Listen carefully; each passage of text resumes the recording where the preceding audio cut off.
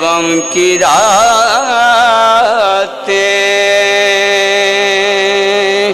بکا کے دن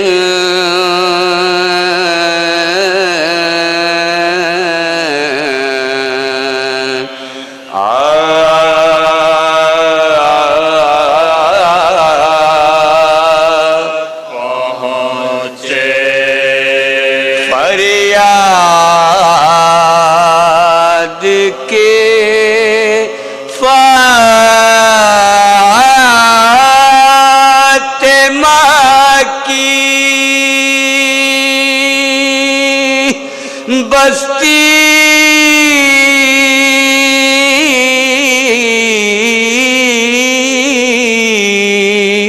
اجڑی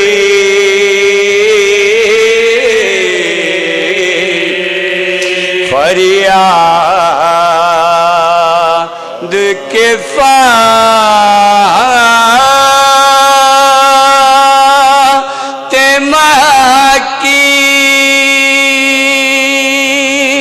بستی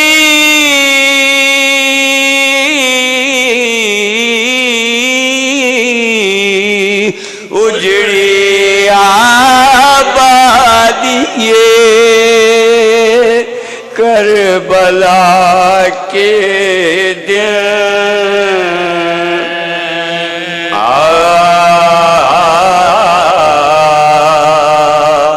پہنچے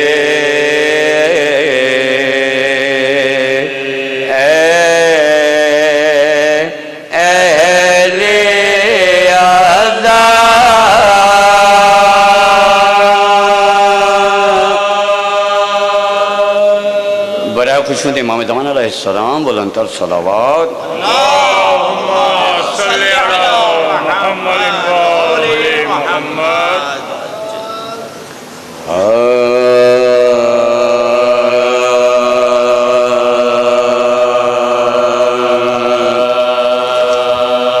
کسی کے گھر سے کیا لینا کسی کے زر سے کیا لینا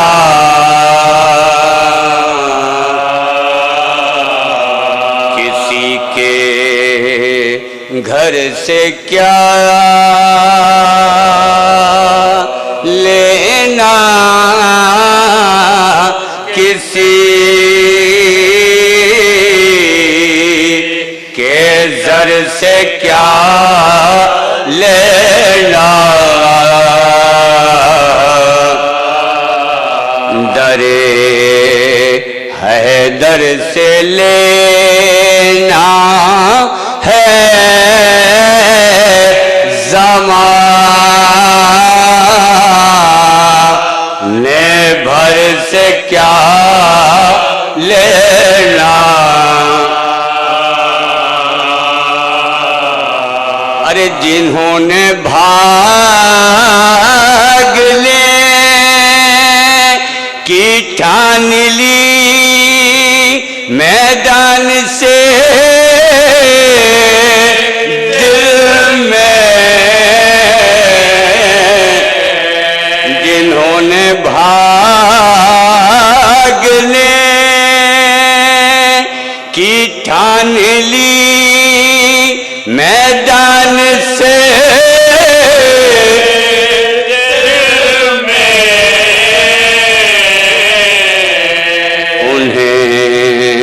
خندق سے کیا لینا، انہیں خیبر سے کیا لینا. کسی کے سورہ فاتحہ برائے شہدائے کا.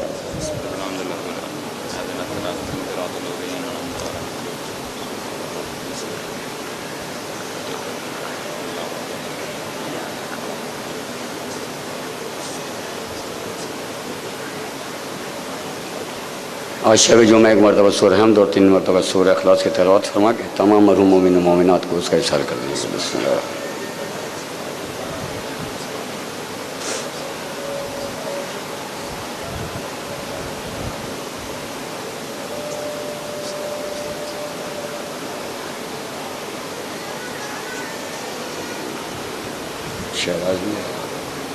شہباز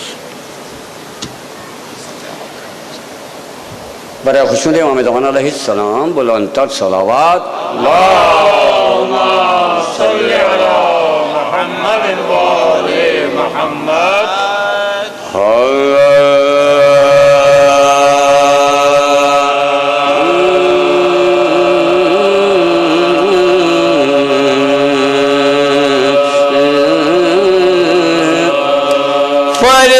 فرزند پیغمبر کا مدینے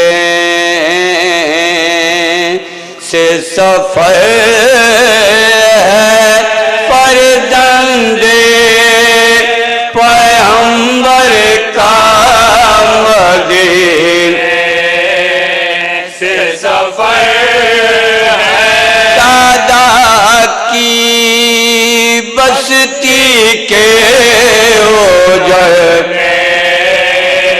کی خبر ہے، در پیش ہے وہ غم کے جہاز رو سفر ہے، گل چاگر باہیں صبا خاک بسر ہے، ارے گل رو صفت غنچہ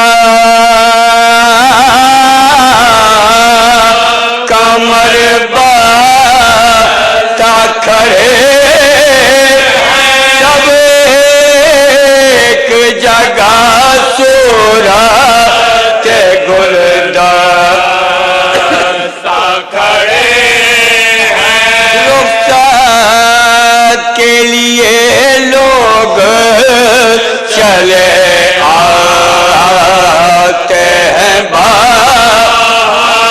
ہر قلب حزین ہے تو ہر ایک چشم ہے پرنا، ایسا نہیں گھر کوئی کہ جس میں نہیں ماتا پر ہے کہ چلا دل بار مخدوم آلہ، خدام کھڑے پیٹتے ہیں کب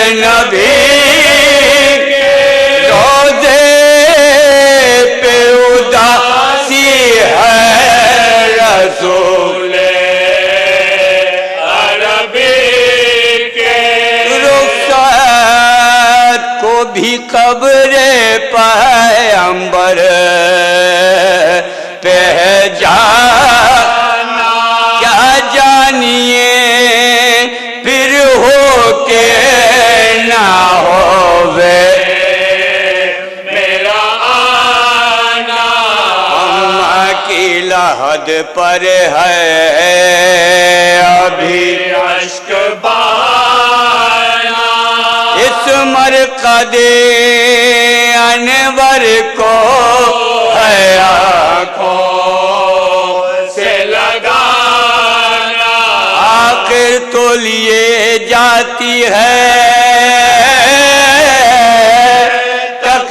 تقدیر وطن سے چلتے ہوئے ملنا ہے ابھی قبر حسن سے سن کر یہ سخن بانو رہنا شاد پکاری میں لٹتی ہوں کیسا سفر اور کیسی سواری غش ہو گئی ہے فاطمہ سونا میرے پیارے بے کس کے لیے کرتے ہیں سب گرے یا ازاری اب کس پہ میں اس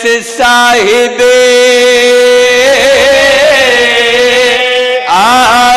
آزار کو چھوڑو اس حال میں کس طرح سے بیمار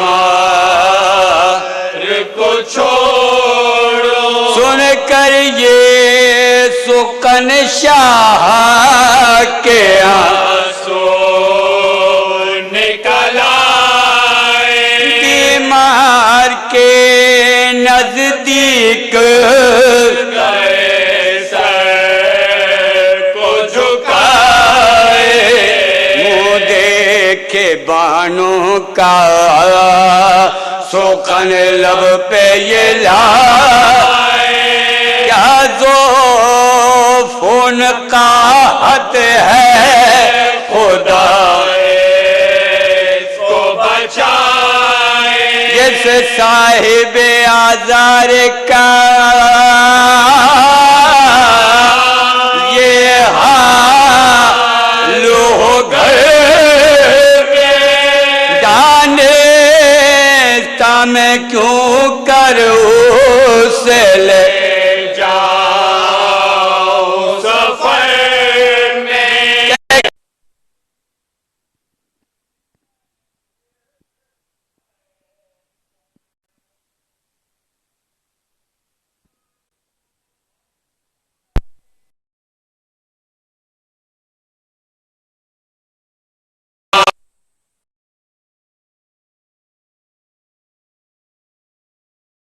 میں پائی گلے زہرا کی جو خوشبو آنکھوں کو تو کھولا پا ٹپکنے لگے آنسو ارے ماں سے کہا مجھ میں جو حواسا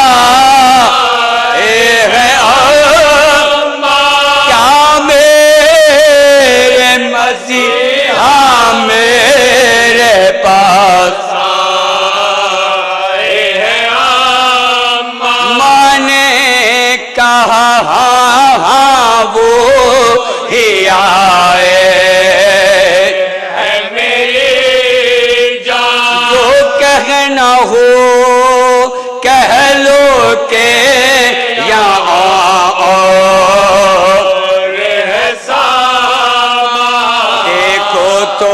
ادھر روتے ہیں بی بی صغرا نے کہا ان کی محبت وہ کون سا ساما ہے جو یوں روتے ہیں کھل کر کہو کیا مجھ سے جدا ہو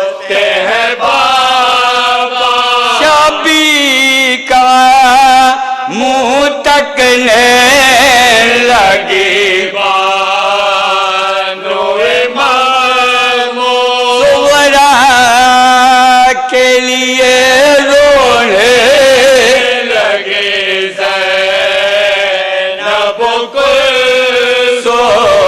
بیٹی سے یہ فرمان لگے سید ملو پردہ رہا اب کیا تو میں خود ہو گیا مالو تم چھٹتی ہو اس بات تے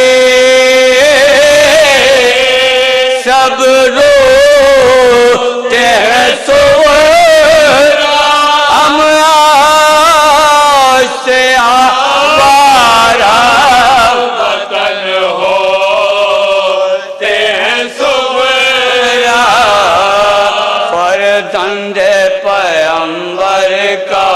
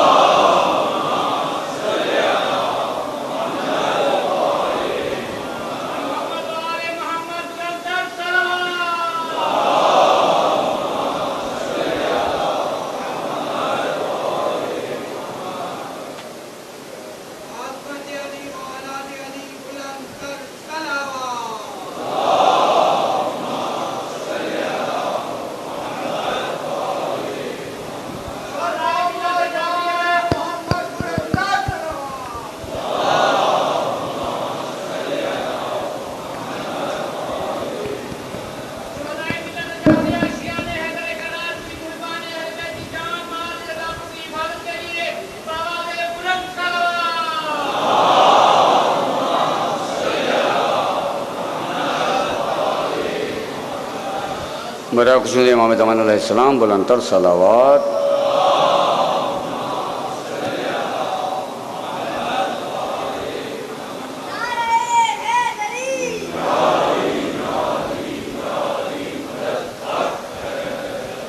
اجلت میں کوئی سلام بھی یاد نہیں آ رہا، ایک مرتبہ درود بھیجیے گا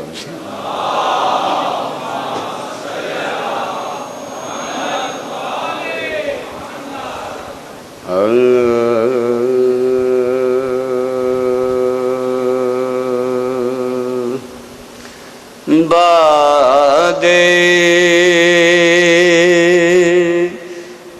حسین قبلہ تشریف لیں آپ آگیا، ان کا بھی ٹائم کم ہو جاؤ، کم نہ ہو اور آپ لوگ کی بھی جو ہے وہ ہو جائے. برائے خصوص امام زمان علیہ السلام بلند تر صلوات.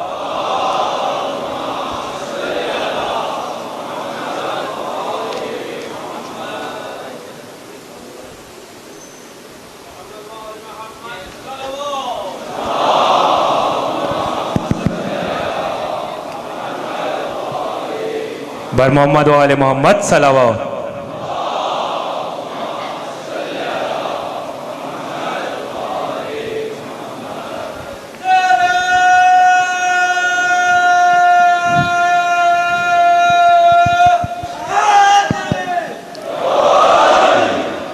بار دیگر صلوات پڑھے محمد و آل محمد.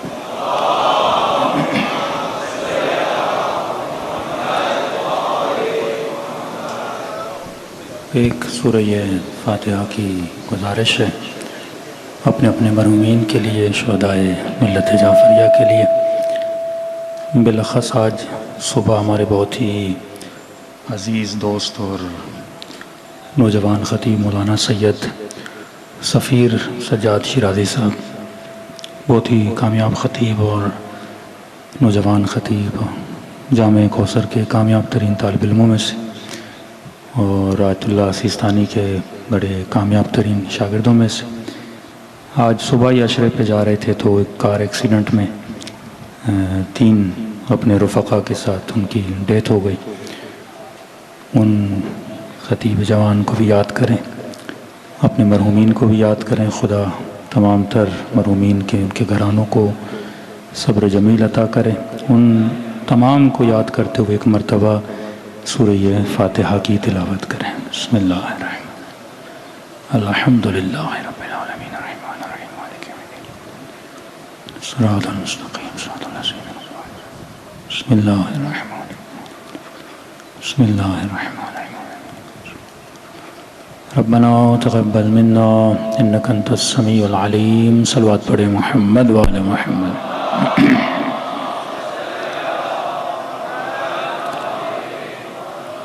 بسم اللہ الرحمن الرحیم،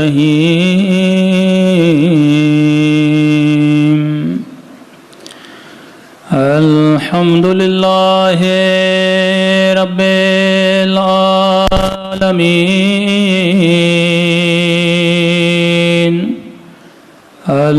الحمدللہ کما هو اہلہ، الصلاۃ والسلام علی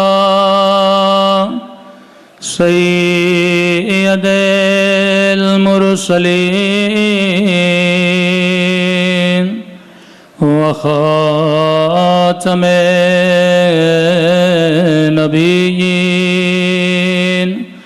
ابی القاسم محمد،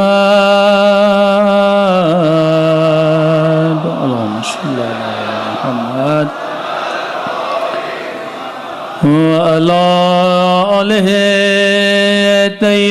الطیبین الطاہرین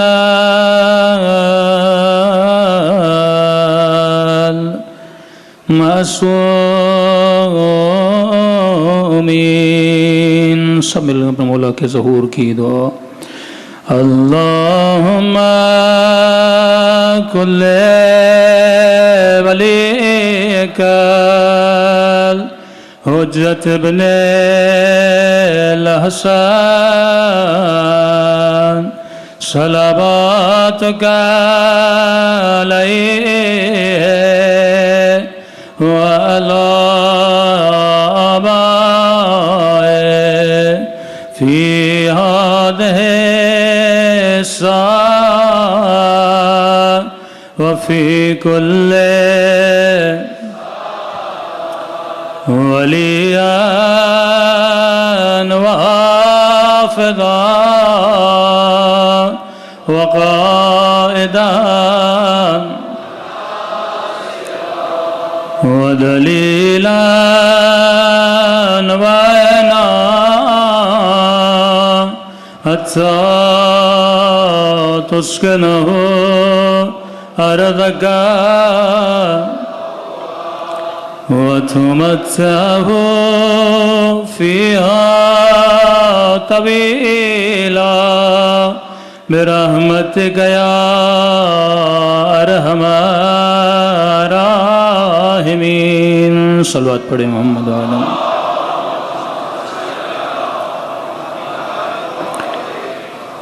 بسم اللہ الرحمن الرحیم. رب اشرح لی صدری ویسر لی امری واحلل عقدۃ من لسانی یفقہوا قولی. اما بعد فقط قال رسول اللہ صلی اللہ علیہ وآلہ وسلم ان الحسین مصباح الہدی وسفینۃ النجات. صلوات پڑھیں محمد وآل محمد.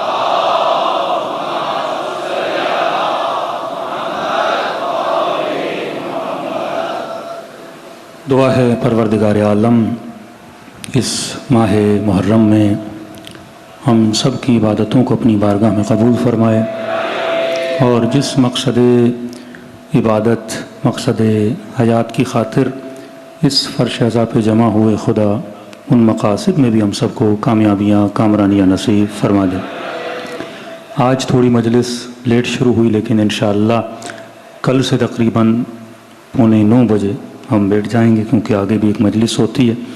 تو اگر ٹائم پہ آئیں گے تو مطالب اہل بیت سے استفادہ لیں گے. آپ کے لیے مجالس انشاءاللہ مفید واقع ہوں گی. اکثر اعتراض شیعیان اہل بیت پہ کیا جاتا ہے کہ ہم بھی امام حسین کو مانتے ہیں، یہ نہیں کہ دوسرے امام حسین کو نہیں مانتے، ہم بھی یزید کے اس فعل کی مذمت کرتے ہیں کہ اس لعین امام حسین کو شہید کیا، ہم بھی کہتے ہیں کہ یہ عمل، یہ فعل بہت برا تھا، لیکن ہر سال عزاداری کرنا، ہر سال غم منانا، اتنا خرچہ کرنا، نظر نیاز علم کالے کپڑے پہننا، یہ مردہ پرستی ہے۔ اتنا خرچہ اگر کرنا ہے تو قوم کی کسی بھلائی میں کیجئے، کسی اور کاموں میں کیجئے۔ تو اس عمل کو ایک ایسی نگاہ سے دیکھا جاتا ہے کہ جیسے ہم کوئی برا عمل کر رہے ہیں۔ جب انسان قرآن سے دور ہو جائے، تعالیم رسول سے دور ہو جائے، تو اسے اپنے فکر میں جو بدعتیں پیدا ہو گئی ہیں، جو خطور پیدا ہو گئے ہیں، اس کی وجہ سے وہ بہت آل محمد و آل محمد سے دور ہو جاتا ہے۔ سب سے پہلے یہ بات ذہن میں بٹھا دیجئے کہ کربلا ایک واقعہ نہیں ہے، کربلا ایک سرزمین کا نام نہیں ہے کہ آپ سے بولا جائے کربلا کیا ہے، آپ بولیں عراق میں ایک شہر ہے جس کا نام کربلا ہے۔ آپ کو بولا جائے آپ شیعہ کیا مناتے ہو، تو یہ کبھی مت کہا کرو کہ ہم ایک واقعہ منا رہے ہیں، ہم ایک قصہ تھا کربلا کا جسے ہم منا رہے ہیں، لوگوں کو سنا رہے ہیں۔ علماء فرماتے ہیں کربلا ایک تہذیب کا نام ہے، کربلا ایک کلچر کا نام ہے، کربلا ایک فکر کا نام ہے، کربلا ایک خاص طرز زندگی کا نام ہے، کربلا قوموں کو زندگی کرنے اور اس کا سلیقہ گزارنے اور راہ و رسم کا نام ہے۔ لیکن دشمن کی یہی کوشش ہے کہ کربلا کو محدود کیا جائے قصے میں۔ ٹی وی پہ آپ دیکھتے ہیں، بلاتے ہیں مولانا ناز کو، بولتے ہیں بتائیے کربلا میں کیا ہوا تھا، ایک قصے کی حد تک محدود کیا جائے۔ اور جب آپ اس قصے کو سناتے ہو تو فوراً بولتے ہیں کہ بھئی قصہ تو ایک بار سنایا جاتا ہے، یہ کیا طریقہ ہے کہ ہر سال محرم کا چاند نظر آتا ہے اور بار بار آپ اس قصے کو دہراتے ہو، بار بار اس قصے کو سناتے ہو۔ تو یہاں پہ ان کو جواب دینے کی ضرورت ہے کہ کربلا قصہ نہیں ہے، کربلا تہذیب ہے۔ ہمارے بچے فرش ازاں پہ قصے سننے نہیں آتے، حسین سے زندگی گزارنے کا طریقہ سیکھنے آتے ہیں۔ ورنہ اگر کربلا نہ ہوتی تو آپ کو شیعوں کا کوئی اور رنگ نظر آتا، اگر کربلا نہ ہوتی اس ملک میں جتنا شیعوں نے ملک کی سالمیت کے لیے کردار ادا کیا، یہ کردار آپ کو نظر نہ آتا۔ ورنہ القتل بالقتل، اگر ہمارے گلے کٹ رہے تھے تو ہم بھی گلے کاٹتے نا، لیکن نہیں، ہمیں کربلا نے صبر کا درس دیا، ہمیں کربلا نے تہذیب کا درس دیا۔ ورنہ سامنے سے گالی آتی تو ہم بھی گالی کا جواب گالی سے دیتے نا، لیکن حسین نے کہا نہیں، تو صفین میں علی کے لشکر کا ماننے والا ہے، کسی اور کا ماننے والا نہیں کہ تو گالی کا جواب گالی سے دے۔ رہی بات یہ کہ قصہ عجیب ہے کربلا کا، اگر یہ صرف قصہ ہوتا تو اس قصے کو رونما ہونے سے پہلے رسول اتنا یاد کیوں کرتے؟ جس طرح آج ہر مسلمان کو پتا ہے حضرت مہدی کا ظہور ہوگا، ظہور ہوا نہیں پر سب کو پتا ہے کہ حضرت مہدی آئیں گے، برملا پتا ہے، کسی سے حضرت مہدی کا آنا چھپا ہوا نہیں ہے۔ یعنی ایک واقعہ ہوا نہیں ہے، لیکن اس واقعے کے آنے کی پہلے سے ایسے خبر دی گئی ہے کہ آئیں گے، کس طرح نماز پڑھائیں گے، کہاں پہ ظہور کریں گے، کس شہر میں اپنی حکومت کی بنیاد رکھیں گے، سب کو پتا ہے۔ کوفے میں بنیاد ہوگی، کعبے کی دیوار پہ ٹیک لگا کے آواز دیں گے انا بقیت اللہ فی الارض، میں اللہ کی وہ باقی نشانی ہوں زمین خدا پر۔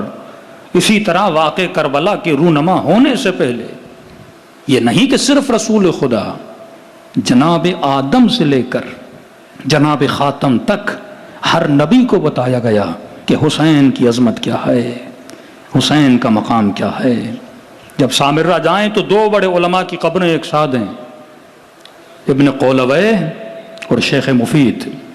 قولوی شیخ مفید کے استاد ہیں، ان کی کتاب ہے کامل الزیارات، 1000 سال پہلے یہ کتاب لکھی گئی ہے، جس کتاب میں وہ فضائل زیارت امام حسین بیان کرتے ہیں اور جناب آدم سے شروع کرتے ہیں، کیونکہ جتنے انبیاء کا نزول ہوا وہ سرزمین بابل، سرزمین فلسطین، سرزمین عراق، کیونکہ یہ بین النہرین، یہاں پہ اکثر انبیاء آئے، تبھی کہتے ہیں ہزاروں کی تعداد میں صلوات پڑھے محمد و آل محمد۔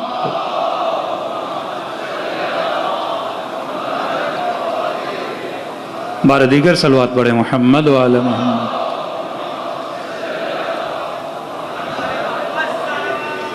بار دیگر صلوات پڑھے محمد و آل محمد۔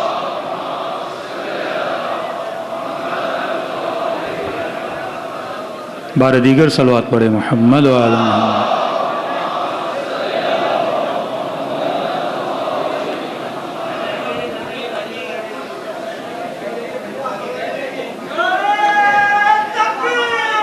اللہ یا رسول اللہ۔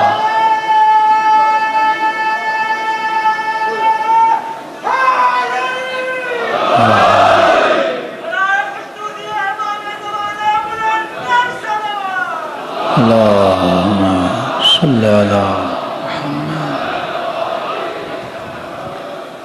ان مومنین کی صحت کے لیے بار دیگر صلوات پڑھے محمد و آل محمد۔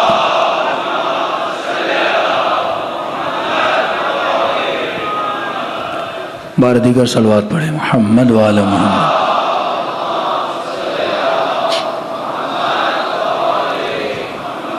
وجل فرجہم، تو کامل الزیارہ میں فرماتے ہیں بلندتر صلوات پڑھے محمد و آل محمد۔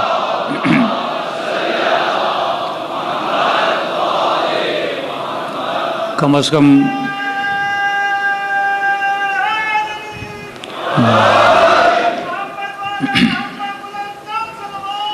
اللہم صلی علی محمد۔ اپنا صدقہ نکالا کریں، پنکھوں کا بھی صدقہ نکالا کریں کہ احتیاط کیا کریں مجالس شروع ہونے سے پہلے ہر چیز کو ریپیئر کیا جائے، کیونکہ ایک چھوٹے سے حادثے کی وجہ سے کسی مومن کی جان کو خطرہ بھی ہو سکتا ہے۔ تو انتظامیہ کی ذمہ داری ہے کہ ہر پنکھے کو دیکھا جائے مومنین کے آنے سے پہلے۔ صلوات پڑھے محمد و آل محمد پر۔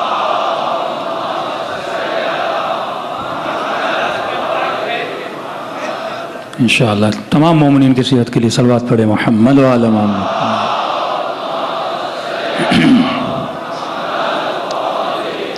کہتے ہیں جتنے بھی انبیاء آئے وہ سرزمین بابل یعنی عراق، فلسطین، اسی خطے میں آئے، اور ہر نبی جب سرزمین کربلا سے گزرتا تھا اس کے بدن پر کوئی نہ کوئی زخم ضرور آیا ہے۔ حضرت آدم گزرے، پاؤں لڑکھڑایا، سر پہ چوٹ آئی، خون جاری ہوا، فوراً خدا سے پوچھا پروردگارا کوئی خطا تو نہیں ہوئی؟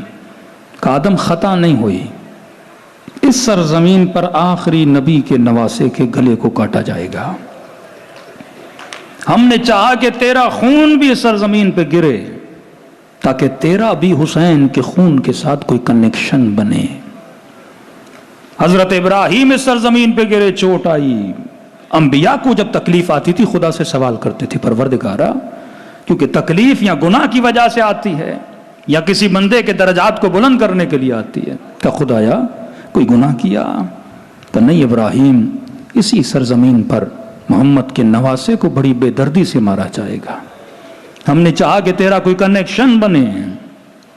حضرت موسیٰ جب سرزمین کربلا سے گزرے، فرماتے ہیں حضرت موسیٰ کی جوتی پھٹ گئی، اور پھٹنے کے نتیجے میں سرزمین کربلا پہ کچھ کانٹے تھے، وہ کانٹے ان کے پاؤں میں گئے اور خون بہا۔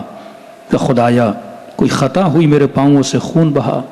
اللہ کی آواز آئی، موسیٰ تیرے پاؤں سے تھوڑا خون بہا ہے، اس سرزمین پر لاشوں کے اوپر گھوڑے دوڑائے جائیں گے، اس سرزمین پر نبی کی نواسیوں کو ننگے پاؤں چلایا جائے گا۔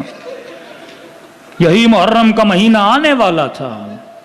ابن قولوی لکھتے ہیں کہ حضرت جناب زکریا، اللہ نے اولاد نہیں دی تھی، بڑے عرصے تک بے اولاد تھے، دعا کی خدایا مجھے اولاد دے۔ اس نتیجے میں خدا نے حضرت زکریا کو واقع کربلا پورا سنایا۔ لکھتے ہیں کہ جب پورا واقع کربلا سنا، 3 دن تک حضرت زکریا اپنے گھر سے نکلے نہیں، گویا روتے رہے، عزائے حسین مناتے رہے شہادت حسین سے پہلے۔ اس وقت فریاد کی، ربی اے میرے خدا حبلی، مجھے ایک بیٹا عطا کر، اور میں یہ چاہتا ہوں کہ جو غم تیرے نبی نے حسین کے جانے سے چکھا ہے وہ غم تو مجھے چکھا، میں بھی شریک غم ہونا چاہتا ہوں۔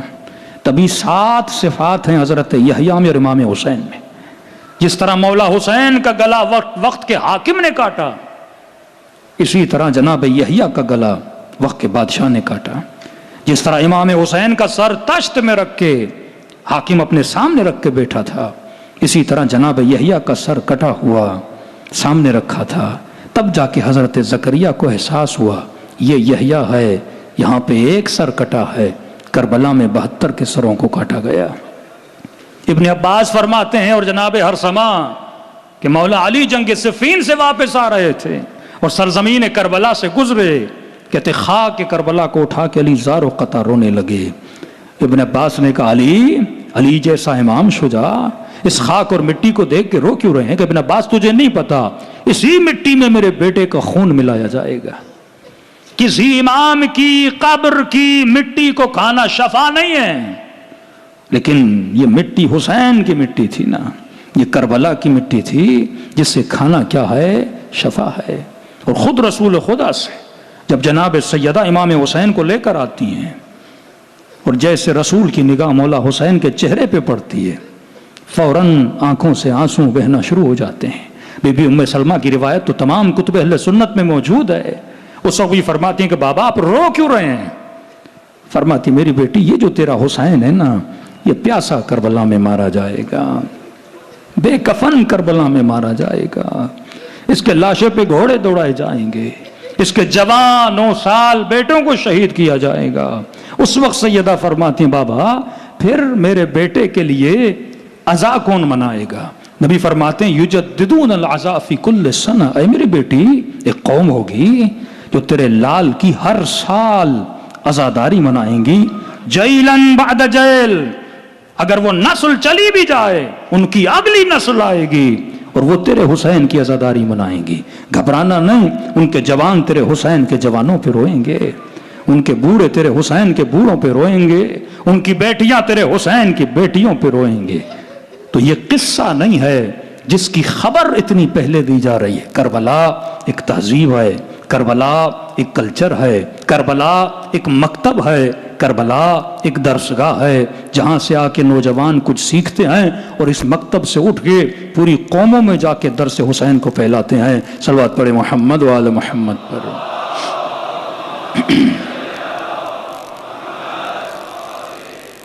لیکن آئیے قرآن مجید کی 3 آیتیں، تاکہ کل نادان مسلمان اگر آپ کو یہ بولے کہ یہ قصہ ہے، چلیے قصہ بھی تھا لیکن ایک قصے کو بار بار سنانا گناہ ہے یا بدعت ہے یہ تو ثابت کرو نا۔ ایک ایک واقعے کو بار بار بتانا، کہ ایک بار بتا حسین شہید ہو گئے، ہر سال بتاتے ہو کہ امام حسین شہید ہو گئے، اور ایسے بتاتے ہو جیسے کل حسین ابن علی کی شہادت ہوئی ہو۔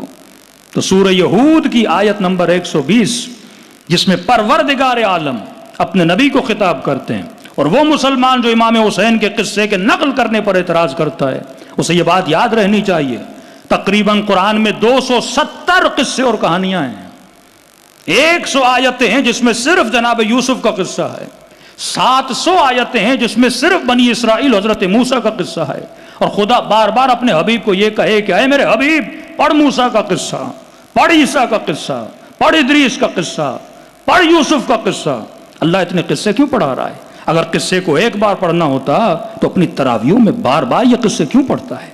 اگر قصے کو ایک بار پڑھنا ہوتا پھر قرآن کے بار بار پڑھنے کا اتنا ثواب کیوں ہے؟ ہاں واقعاً جو اس کو قصہ سمجھتے ہیں وہ قرآن سے انہوں نے کل ہدایت لی تھی، آج ہدایت لے پاتے ہیں، لیکن جو قرآن کو اور اس کے قصوں کو عبرت کی نگاہ سے دیکھتے ہیں، وَأَتَبِرُوا يَا أُولِي الْأَلْبَابِ، صاحبان عقل کے لیے اس کتاب میں اللہ نے نشانیاں رکھی ہوئی ہیں۔ اب خدا خود بتاتا ہے کہ قصے بتانے کے فوائد 4 ہیں۔ اگر ہم کربلا کا قصہ بتاتے ہیں تو اس کا فائدہ ہے، فائدے کیا ہیں؟ پروردگار عالم بتا وَكُلًّا نَقُصُّ عَلَيْكَ مِنْ آيَاتِنَا مِنْ أَنْبَاءِ الرُّسُلِ، اے حبیب جب ہم تمہیں سناتے ہیں اپنے نبیوں اور اپنے رسولوں کے قصے کیوں سناتے ہیں؟ ما نثبت بہ فؤادک، پہلا فائدہ انبیاء کے قصص سنانے کا یہ ہے کہ ہم چاہتے ہیں کہ تمہارا دل کیا ہو جائے؟ مضبوط ہو جائے۔ اگر کربلا کا قصہ نہ ہوتا کسی مومن کا دل مضبوط نہ ہوتا۔ اگر کربلا کا قصہ نہ ہوتا، جب مائیں چار چار جنازے اٹھا رہی تھیں، ان کے دل کو مضبوطی ملی تو کربلا کے قصے سے ملی نا۔ اے حبیب دیکھ موسیٰ کے قصے کو، پیچھے جاتے ہیں تو فرعون تلواریں لے کے کھڑا ہے، آگے جاتے ہیں تو دریا اور سمندر ہے ڈوب کے مر جاتے ہیں، لیکن دیکھ ابراہیم کے دل کی مضبوطی کو کہ میں نے کس طرح ایمان توحید رکھنے والوں کے لیے سمندر کے لیے ایک ہموار راستہ بنا دیا اور ان کو بقا عطا کی۔ واللہ اگر امام حسین کا واقعہ نہ ہوتا، وہ مومنین جو 200 جنازے اٹھائیں، کون سی قوم ہے جن کی مسجدوں میں بم دھماکے ہوں؟ وہ کون سا فرقہ ہے جن کے جوانوں کو اتنا مارا گیا؟ وہ کون سا مذہب ہے جن کے جوانوں کو چھل نہیں کیا گیا؟ وہ کون سا مکتب ہے جن کے ڈاکٹرز، جن کے انجینئرز، جن کے لائرز کو مارا گیا؟ واقعی اگر کربلا کا قصہ ہم نہ سناتے، ان کے دلوں میں وہ مضبوطی پیدا نہ ہوتی۔ یہ تو ڈاکٹر اسرار کے جملے ہیں نا کہ صرف شیعہ مائیں ہیں جو اپنے بچوں کو 6 ماہ شیرخوار بچوں کو سینے سے لگا کے شاہ کی ٹینکوں کے سامنے کھڑی ہو گئیں۔ کہ اگر یہ ہمت ملی، اگر یہ جرت ملی تو واقع کربلا سے ملی۔ اگر کربلا میں علی اصغر کا واقعہ نہ ہوتا، اگر علی اکبر کی شہادت نہ ہوتی، اس ماں کے دل میں یہ مضبوطی کہاں سے آتی کہ بڑے فخر سے اپنے بیٹے کے جنازے کو اٹھاتی اور اپنی بیٹی کو کہتی کہ بیٹی رونا نہیں۔ کربلا میں جب حسین نے اکبر دیا اور ہم نے اس کی راہ میں بیٹا دیا تو بیٹی اس میں غم کی کوئی بات نہیں ہے۔ ایک ایک ماں نے 4 بیٹے قربان کیے۔ یہ مضبوطی کہاں سے ملی؟ یہ کربلا کے قصے سے ملی نا۔ یہ مضبوطی کہاں سے ملی؟ یہ درسگاہ کربلا سے ملی نا۔ اگر کربلا نہ ہوتی آج یہ حوصلہ نہ ہوتا، اگر کربلا نہ ہوتی آج یہ لوگوں کے ضمیروں میں مضبوطی نہ ہوتی۔ یہ شہادت کا درس ہمیں کہاں سے ملا؟ یہ صبر کا درس ہمیں کہاں سے ملا کہ جب 2006 سے لے کر 2009 تک آپ پارا چنار کا واقعہ پڑھتے ہیں تو رونگٹے انسان کے کھڑے ہو جاتے ہیں۔ صرف مارا نہیں، صرف گلے نہیں کاٹے، اعضاء کو قطع کیا، بازو کاٹے، ٹانگیں کاٹیں۔ وہ مشین جس سے درخت کاٹے جاتے ہیں، ان کے بدنوں کو کاٹ کاٹ کے 26 سے 27 لوگوں کے بدنوں کو کاٹ کے تھیلیوں اور بوریوں میں ڈال کے ان کے ماں باپ تک بھیج دیا۔ ان کے ماؤں کو حوصلہ کس نے دیا؟ ان کے والدین کو حوصلہ کس نے دیا؟ کون سی قوم ہے جو اس طرح سے ٹکڑے اپنے جوانوں کے اٹھائے؟ یہ قرآن کی آیت ہے۔ اے حبیب قصے اس لیے سناتے ہیں تاکہ تمہارے دل کو مضبوط کیا جائے۔ ہم اپنی قوم کو کربلا سناتے ہیں تاکہ شہادت کا جذبہ آئے، تاکہ صبر کا جذبہ آئے، تاکہ ان کے اندر تہذیب اور سلیقہ پیدا ہو کہ شہادت ایک قوم کی موت نہیں ہوتی بلکہ قوم کی حیات ہوتی ہے۔ صلوات پڑھے محمد و آل محمد پر۔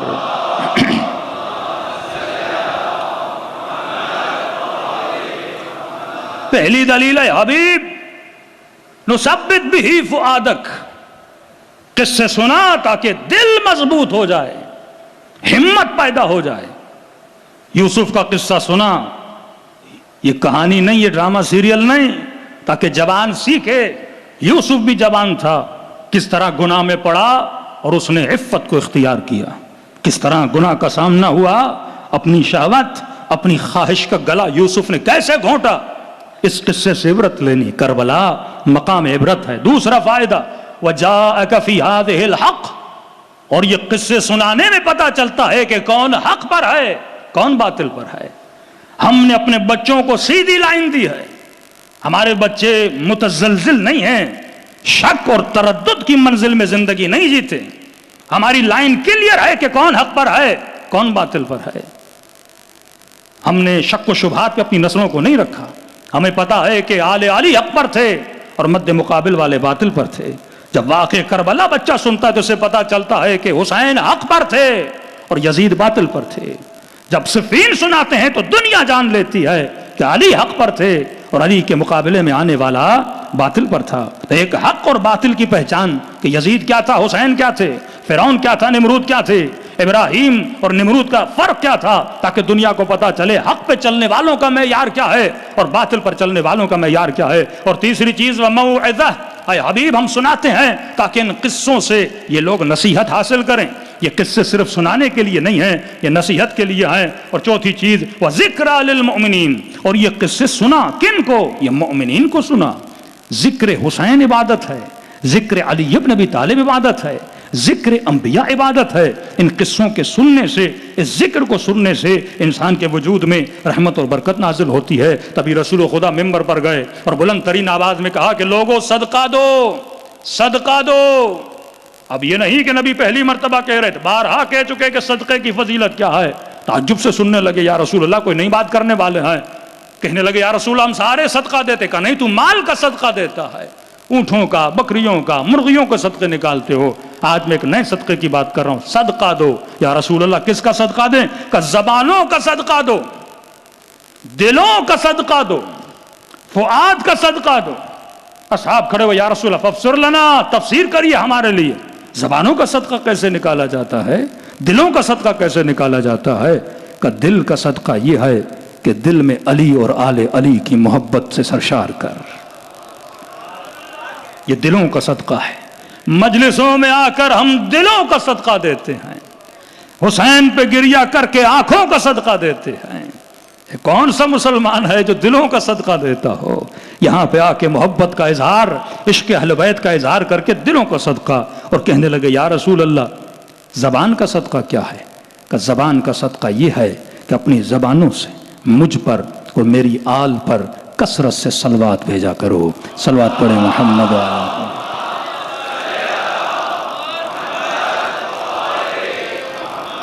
وَعَجِّلْ فَرَجَهُمْ۔ دوسری آیت مَنْ يُعَظِّمْ شَعَائِرَ اللَّهِ فَهِيَ مِنْ تَقْوَى الْقُلُوبِ، جو اللہ کے شعائر کی عزت کرتا ہے یہی دلوں کی کیا ہے؟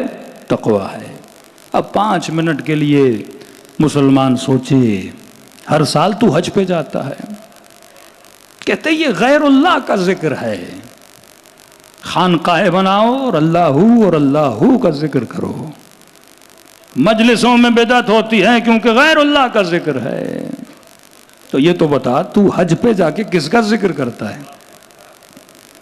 طواف کے علاوہ جتنی عبادات حج میں انجام دی جاتی ہیں، وہ سعی صفا و مروہ ہو، یہ دوڑنا، کس کا دوڑنا تھا؟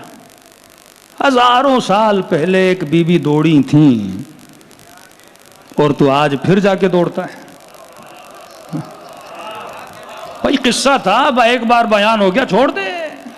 لاکھوں مسلمانوں کو خدا بلاتا کہتا ہے دوڑ ایسے جیسے ابراہیم کی زوجہ دوڑی تھی۔ ایک کالا سا پتھر ہے، دھکے دیتے ہیں ایک دوسرے کو کہ ہم نے بوسہ دینا ہے۔ پتھر کوئی خدا ہے؟ تو پتھروں کو بوسہ کیوں دیتا ہے؟ کہ نہیں، کیونکہ خدا نے کہا یہ پتھر ہے تو اس کو بوسہ دینا، حکم پروردگار عالم ہے۔ اللہ نے لفظ استعمال کیا شعائر اللہ، شعر سے شعائر نکلانا، شاعر اللہ، شاعر اللہ جو اللہ کا نام بلند کرنے والی ہستیاں، جس کو بھی دیکھ کر خدا یاد آئے، جس نے بھی اللہ کی راہ میں کچھ کیا ہو تو اسے کیا کرنا چاہیے؟ یاد کرنا چاہیے۔ جناب ہاجرہ کس کے کہنے پر اس سرزمین پہ گئیں؟ اللہ کے کہنے پر۔ اتنے سالوں کے بعد اللہ نے بیٹا دیا اور خدا نے حکم دیا کہ ایسی سرزمین پہ لے جا، زمین ذی زرع ہے، نہ فصل ہوتی ہے، نہ گندم ہوتی ہے، نہ پانی ہے، کچھ بھی نہیں، خشک، اور سرزمین خشک، پانی بھی نہیں، گرمی شدت بھری۔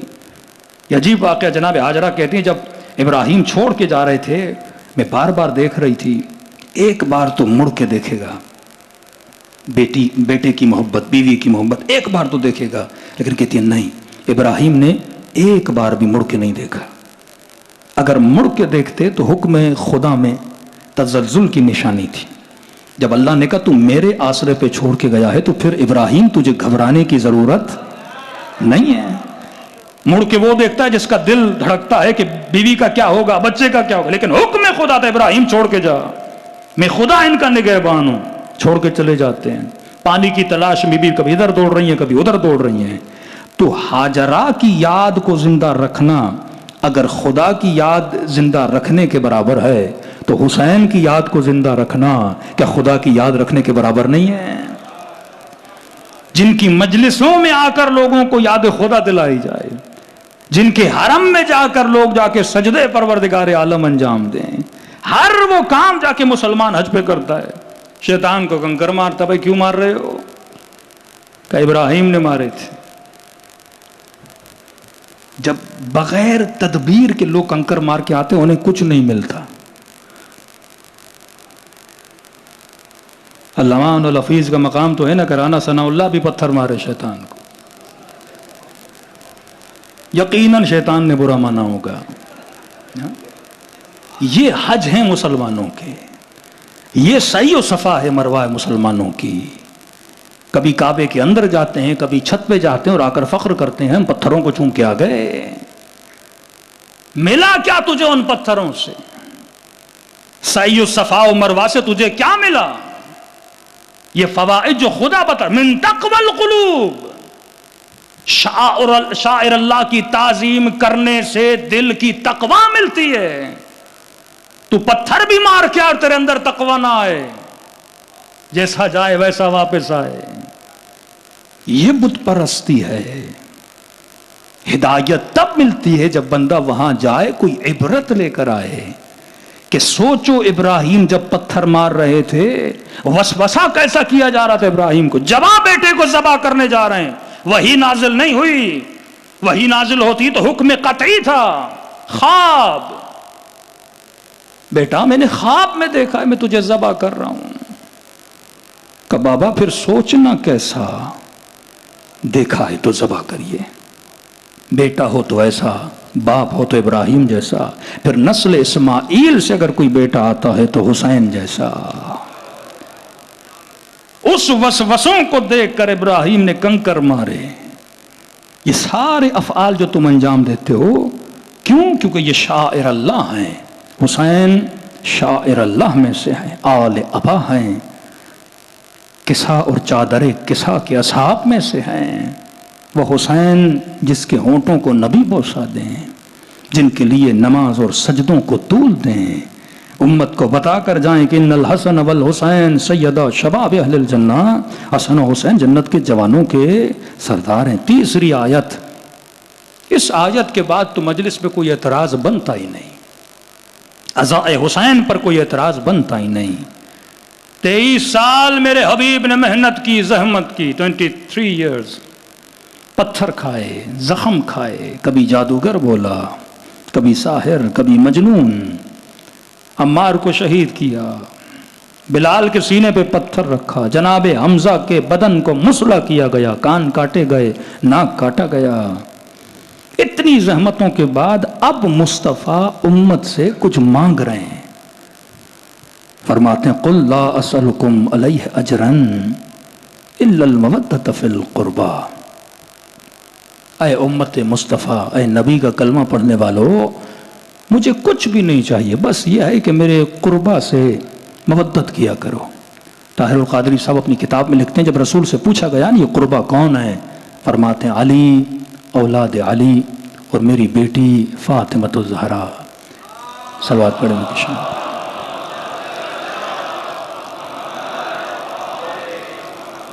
واجل فرجم. اب صلہ کیا دیا امت نے نبی کی آل کو.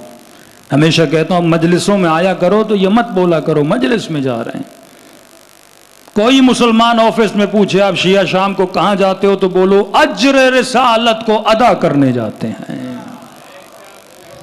جو نبی نے ہم سے مانگا ہے اسے ادا کرنے جاتے ہیں, جس سے محبت کی جاتی ہے. اور امام علی فرماتے ہیں کہ ہمارے شیعوں کی نشانی ہے یفرحون بفرحنا, ہماری خوشیوں میں خوش ہوتے ہیں, ہمارے غموں میں غمگین ہوتے ہیں. اور ابن قولوی لکھتے ہیں, امام حسین سے منقول کرتے, کہتے جب فرش اعظم لگتا ہے تو خود امام حسین علیہ السلام اپنے زائروں کو دیکھنے آتے ہیں اور دیکھتے ہیں کہ کون سا زائر میرے غم میں کتنا رو رہا ہے. اور فرماتے جب ان کی روتی ہوئی آنکھوں سے دیکھتے ہیں تو دعا کے لیے ہاتھوں کو بلند کرتے ہیں, خدا ان عزاداروں کی مغفرت فرما. اب تصور کریں جن کے لیے حسین دعا کریں, کیا ان کی مغفرت نہیں ہوگی؟ رسول خدا کے پاس اصحاب آئے, یا رسول اللہ ایک بندہ ہے مسجد میں نماز بھی پڑھنے آتا ہے, اصلی و اسرق, نماز بھی پڑھتا ہے اور چوری بھی کرتا ہے, اسے مسجد میں نہیں آنا. نبی نے کہا خبردار, روکنا نہیں اسے کہ یا رسول اللہ آج نماز پڑھ رہا ہے دوپہر کو چوری کرتا ہے. فرمانی الصلاۃ تنہا عن الفحشاء والمنکر، نماز فحشاء سے بچاتی، منکر سے بچاتی. آج چوری کر رہا ہے لیکن روٹین کے ساتھ جب نماز پڑھنے آئے گا تو چوری چھوٹ جائے گی.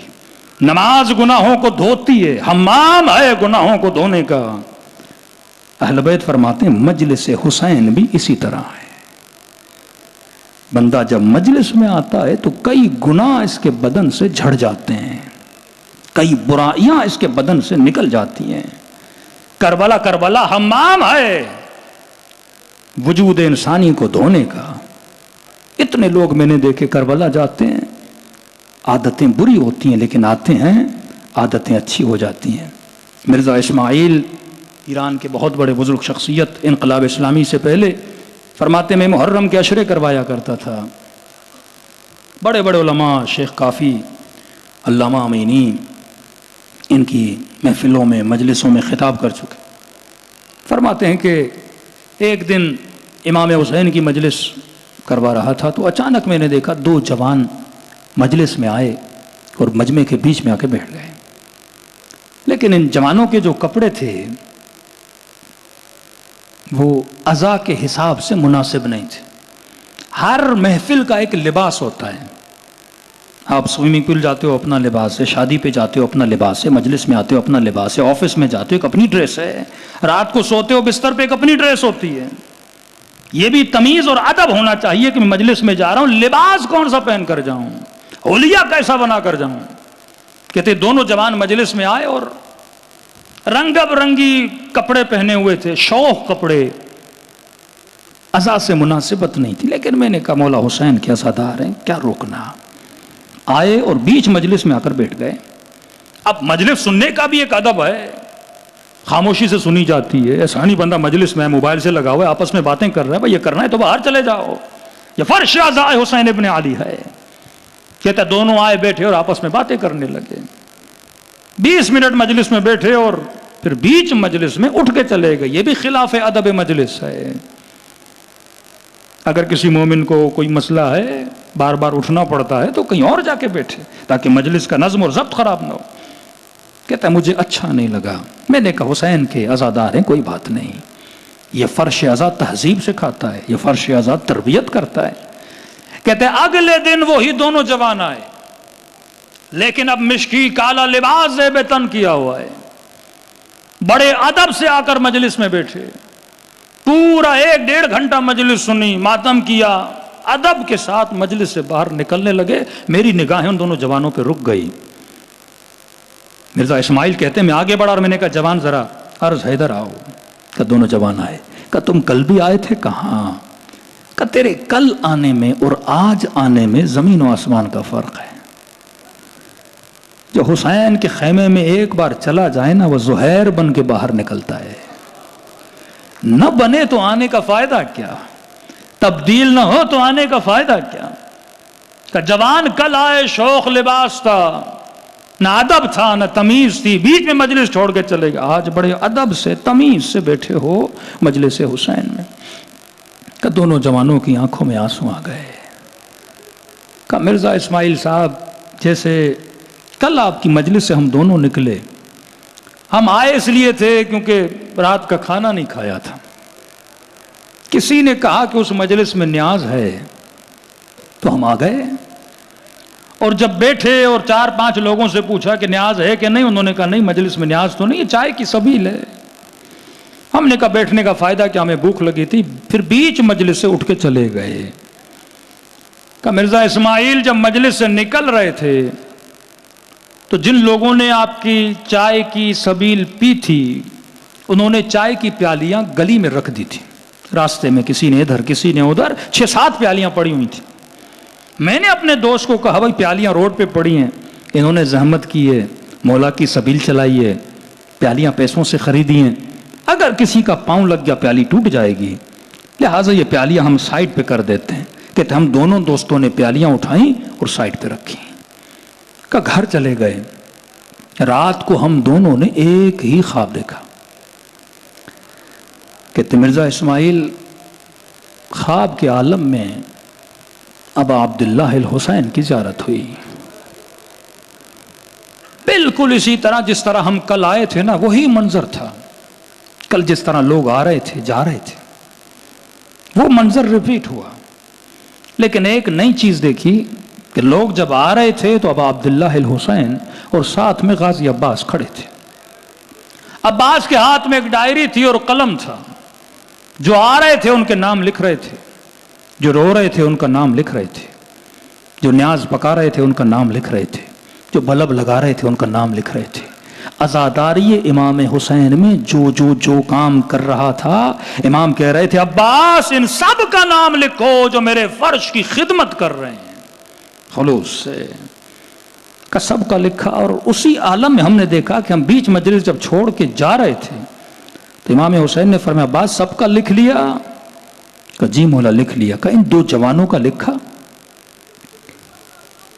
تو کہا غازی نے کہا کہ مولا نہ ان میں ادب ہے، نہ پہننے کا سلیقہ ہے، نہ انہوں نے مجلس سنی ہے، نہ آپ کا ذکر سنا، لہذا میں نے ان کا نام نہیں لکھا. کہ باس تو نے دیکھا نہیں انہوں نے 2 پیالیاں اٹھا کے کنارے پہ رکھی ہیں. مولا حسین اتنا بھی کاؤنٹ کرتے ہیں جو فرش عزاء امام حسین پہ آتا ہے. ایک آنسوں تک وہ نہیں بھلاتے جو غم امام حسین میں بہایا جاتا ہے. تبھی میرے چھٹے ماں فرماتا ہے مومن ابھی ذاکر نے مصائب پڑھے نہیں، پڑھنا چاہتا ہے. تو رویا نہیں، رونا چاہتا ہے. فرمایا تم سب کے سروں کے پیچھے میری دادی زہرا کھڑی ہو جاتی. دعا کے لیے ہاتھوں کو بلند کرتی ہیں، اے خدا یہ میرے حسین کا عزادار ہے. واللہ زندگی کا پتہ نہیں لگتا کب کون سی گھڑی زندگی کی آخری گھڑی ہے. وہ بے وقوف لوگ ہوتے ہیں جو کہتے ہیں ہم بڑھاپے میں مریں گے. موت کا کوئی ٹائم ٹیبل نہیں ہوتا. موت جوان کو بھی آتی ہے، بوڑھے کو بھی آتی ہے. کل ہی بات ہوئی ہماری اپنے عزیز دوست سے، آج صبح ڈیتھ ہو گئی. کسی کو پتہ نہیں ہوتا. تبھی میرے چوتھے ماں فرماتے ہیں جب بھی ہمارے جد کی محفل میں آؤ یہ سوچ کے بیٹھا کرو یہ تیرے زندگی کی آخری مجلس ہے. ایسے رویا کرو جیسے بوڑھی ماں اپنے جوان کے لاشے پہ روتی ہے. رونا نہیں آتا تو رونے جیسی شکل بنایا کر. تجھے نہیں پتا ہماری اماں زہرا کو کتنی ٹھنڈک پہنچتی ہے جب اپنے حسین کے چاہنے والے کو دیکھتی ہیں. کل کوشش کریے گا ٹائم پہ تاکہ آرائے زیادہ بیان کر سکیں. خدا آپ سب کو کربلا کی زیارت نصیب کرے. خدا آپ سب کو ذریعہ حسین کی زیارت نصیب کرے. خدا آپ سب کو وہ مقام دکھائے جو مقتل حسین کا مقام ہے. جب بہن کی نگاہ باما لاش پہ پڑ گئے، نگاہوں کو آسمان کی طرف بلند کیا، رو کے کہنے لگی میرے اللہ میرا حسین اس قابل تو نہ تھا کہ اس کے بدن پہ گھوڑے دوڑو اس کے بدن سے لباس اتارا جائے. میرے اللہ اما زہرا نے چکیا پیس کے بالا تھا. اللہ جانے جب بہن منظر نہ دیکھ پائے 4 سالہ بچی نے یہ منظر کیسے دیکھا گا.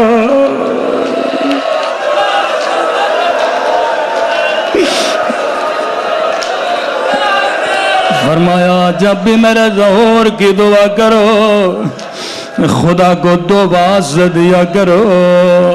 ایک میری پھوپھی زینب کا